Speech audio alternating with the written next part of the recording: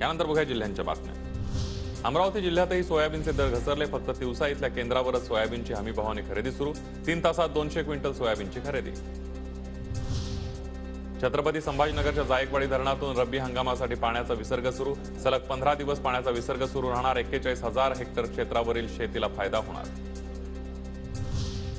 जळगावच्या भुसावळ बाजार समितीमध्ये तुरीला 7,500 रुपये भाव, तर चोपडा बाजार समिती 8,900 रुपये भाव। तुरीच्या दरावरून शेतकऱ्यांमध्ये संभ्रम।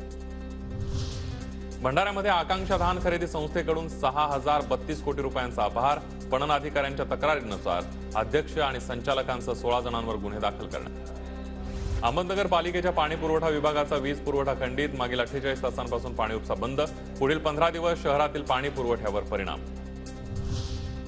छत्रपती संभाजीनगरमध्ये आशा सेविकांचं मानधन वाढीसाठी थाळीनाद आंदोलन। जिल्हाधिकारी कार्यालयासमोर केलेल्या आंदोलनामध्ये शेकडो आशा सेविकांचा सहभाग।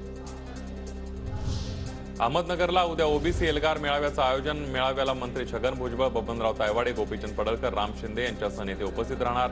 मेळाव्याची तयारी पूर्ण झाली आहे।